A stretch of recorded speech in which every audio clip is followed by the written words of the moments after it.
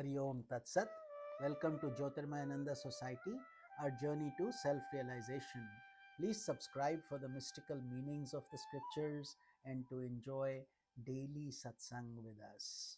We are currently exploring the scripture Yoga of Perfection, summary of Srimad Bhagavad Gita, authored by Swami Jyotirmayananda Maharaj, narrated by myself, Swami Nikhilananda. We are currently on shloka number 59 of chapter number 2.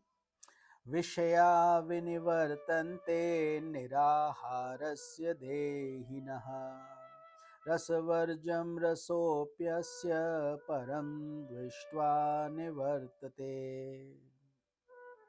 Meaning, when the personality is not fed with some sense objects, the objects turn away from him, but their taste continues to linger in his mind. But even this taste turns away from him when the Supreme Self is realized.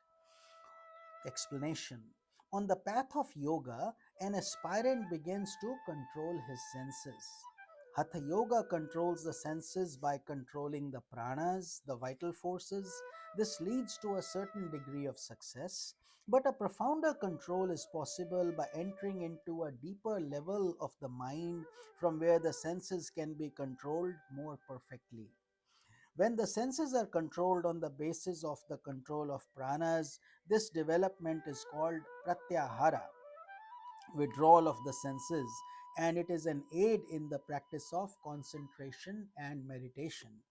With the increasing purification of the mind, however, when the intellect begins to see vanity and illusoriness in the objects of the world, the mind exercises its control over the senses more perfectly.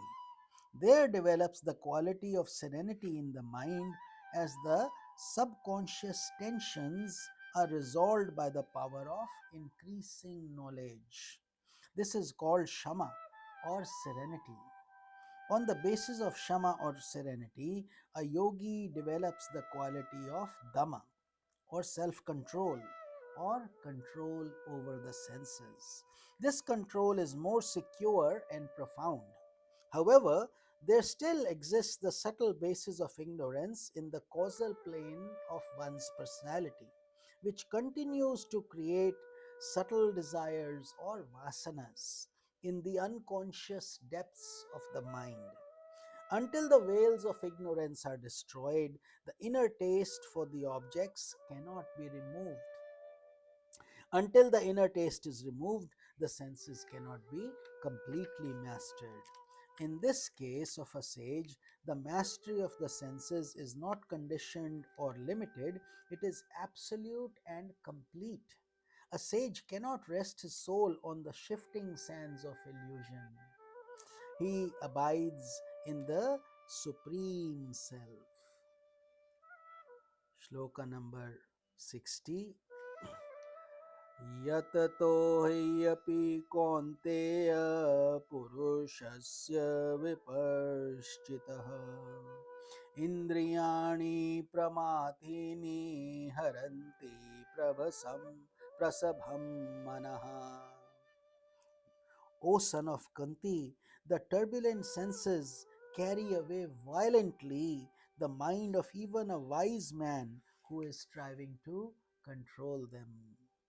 So, 2 points are very important. This is the explanation for attaining steadiness of spiritual wisdom. Number one, control of the mind.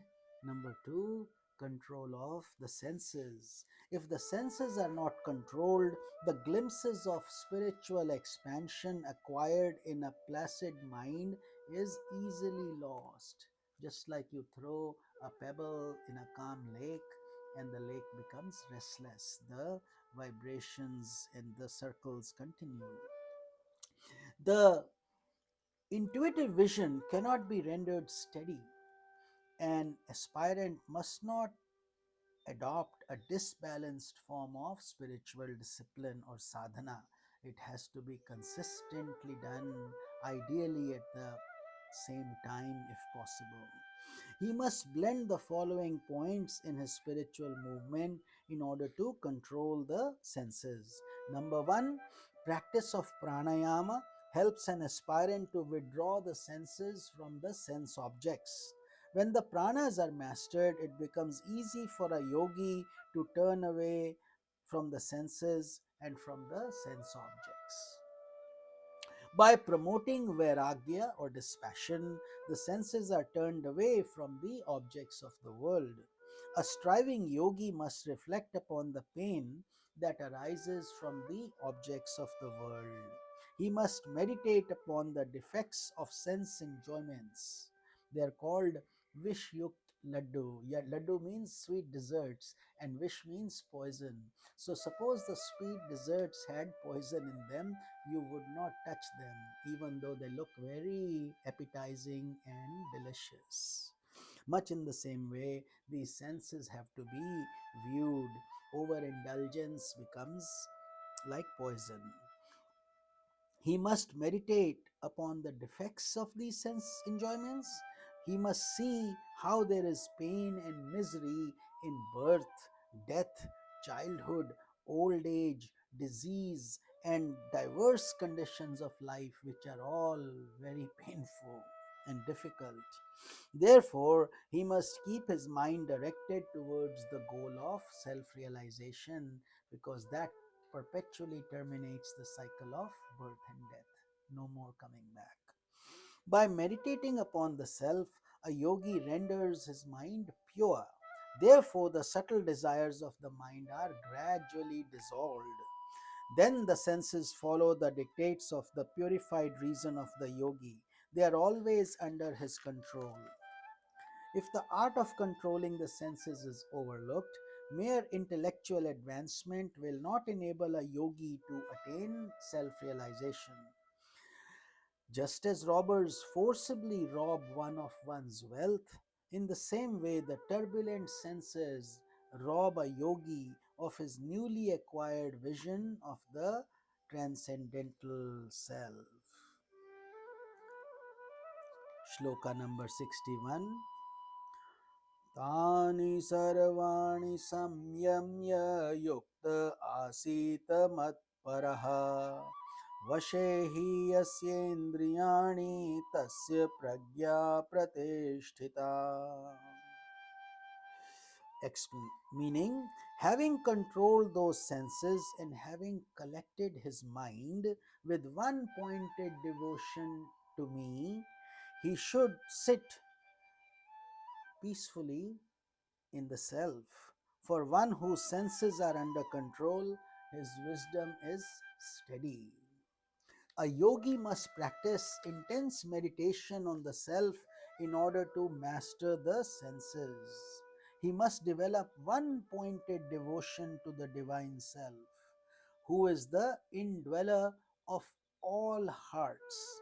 By spiritual love and shining wisdom, he can master the senses. The turbulent senses cannot rob the spiritual treasure of one who has taken refuge in Guru and God. In the presence of divine love, the senses cannot come under the sway of the subtle desires of the unconscious. Increasing devotion to God purifies the depths of the unconscious and enables a yogi to control the senses. In the sublime atmosphere of divine surrender or sharanagati, a yogi is not concerned with protecting the wisdom that he has acquired. He feels he is being led by divine grace. He allows himself to be gently led through the meadows of mental peace to the heavenly kingdom of self realization. Shloka number 62. ध्यायतो विषयान् पुंसः सङ्गस्तेषुपजायते सङ्गात् सञ्जायते कामः कामात् क्रोधोऽभिजायते. Meaning, by constantly dwelling upon objects, one develops attachment to them.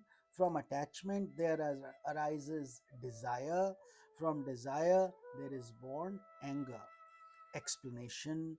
It is important for an aspirant to stop his mind from thinking of objects, because even when he has controlled the senses, if he continues to think of the values of objects, he will be gradually drawn to them. The unconscious depths of the mind must become free from the biased concept that there is happiness in objects. There is no bliss in objects. Bliss exists in the self alone. However, when the mind is allowed to think of an object repeatedly, it becomes involved in the object in a subtle manner. There arises a psychological involvement. This subtle attachment goads the mind to move onwards. Rajas, the principle of activity and impurity, continues to dominate the mind. Therefore, there arises desire for acquiring the object. The mind, under the influence of attachment, is unable to see defects in sense objects. It holds a beautiful picture within itself of an object that it desires. When this perspective of joy through the object is interrupted, the mind develops anger. When rajas, the principle of activity, is not transcended, it gives rise to tamas, inertia, and confusion. An irrational mind gives rise to anger within itself for harming itself. So, that is the essence of this shloka. From ignorance is born egoism. In the subconscious desires of the vasanas, there is thought of the object with the mental contact that we make. Then there arises a conscious desire. From the subconscious, it now emerges into the conscious state.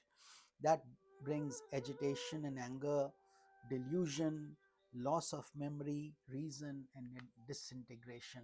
So these two shlokas, shloka 62 and 63, make up this essence.